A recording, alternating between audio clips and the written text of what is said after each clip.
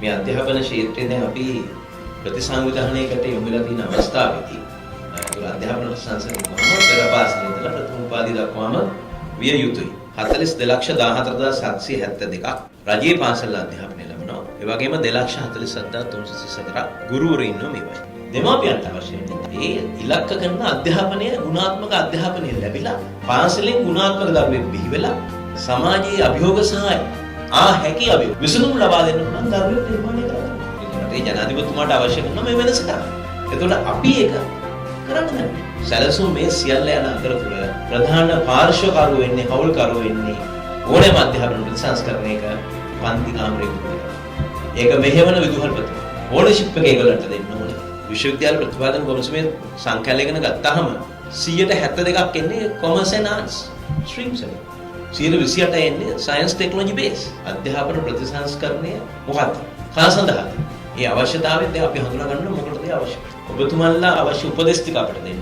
ප්‍රතිපත්ති රාමුව සකස් කරලා මේක අවසාන වශයෙන් එන ડોකියුමන්ට් එක මාකටබල් ડોකියුමන්ට් එකක්. මේ තමයි වම් පැත්තේ ඉන්න අය තමයි අපේ අධ්‍යාපනයෙන් එන්නේ. ඒ කියන්නේ අපේ theoretical negative reactive self centeredness and dependence syndrome. හැම වෙලේම මොනවාරි බලන නෙගටිව් හිතන බහුතරයක් තමයි ඔක්කොම නේ බහුතරයක්.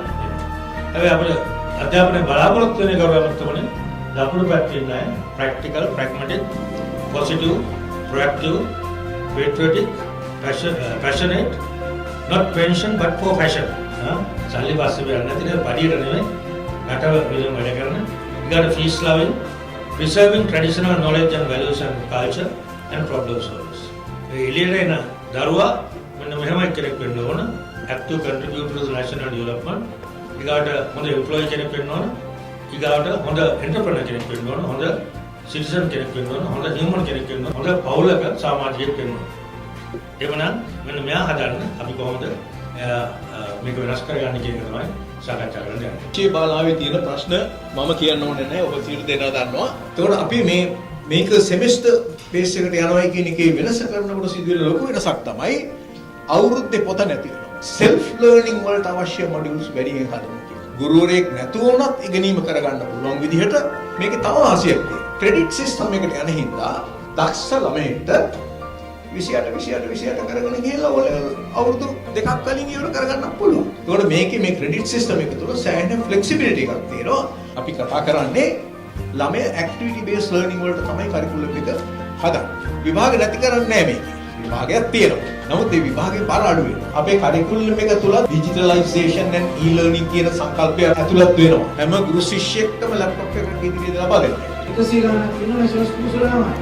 දැන් ඒකේ රැගින් 0 වෙලා almost මේ ළමයිගේ communication skills වැඩි වෙලා ළමයිගේ behavior sense එක මම මේ කියන්නේ. I don't know whether which one is good, which one is bad. අපිට ඒ වගේ experience අම තමයි අපි හිතුවේ 1000 national schools හැදුවොත් මම නම් 2000 හදලා හරි මේ competition එක නවත්ත UFI exam එකේ මේ ළමයින්ට national school එකක් වෙන එක අපි අවශ්‍ය කරන්නේ.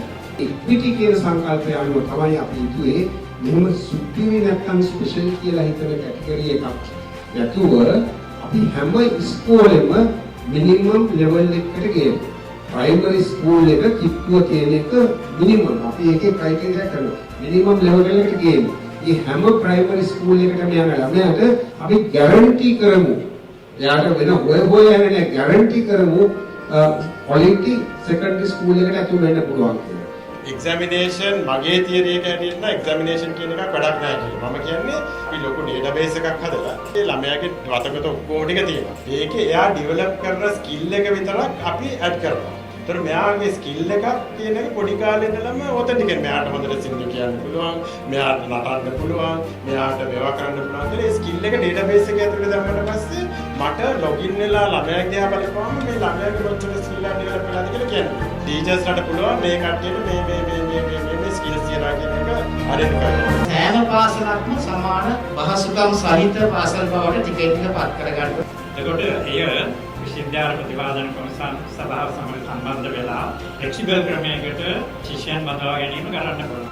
සිලබස් එක SLT ලෙවල් එකට අරගෙන UGS එක මගින් නියාමනය වෙන එක තමයි වෙන්නේ. ඒක මම හිතන්නේ විය යුතුයි ඕනම ඩිග්‍රී එකක් රෙකග්නයිස් කරන්න. quality assurance program එකට මේක යන්න ඕන. මම හිතන්නේ ඒකට අපි ඔක්කොම agree. College of Education upgrade කරනවා DPA awarding status එක. ඒක සර්විස් එකට අපි ගන්නේ ග්‍රැජුවේට්ස්ලා පමණයි. ඒක colleges of education වලින් DATP holders ගන්නවා. ඊට අමතරව දැනට තියෙන අදහස තව දැන් තියෙනවනේ මේ ප්‍රංශ භාෂාවත් උගන්වනවනේ. ඒ ග්‍රැජුවේට් කෙනෙක් ගන්න නම් වෙනම කොලෙජ් එකක් හදන්න බෑ. ඒකට යුනිවර්සිටි එකෙන් ගන්න. ඒගොල්ලන් හැබැයි first degree plus diploma ඇතුව තමයි එන්නේ. ඒ අය තමයි ටීචර් සර්විස් එකට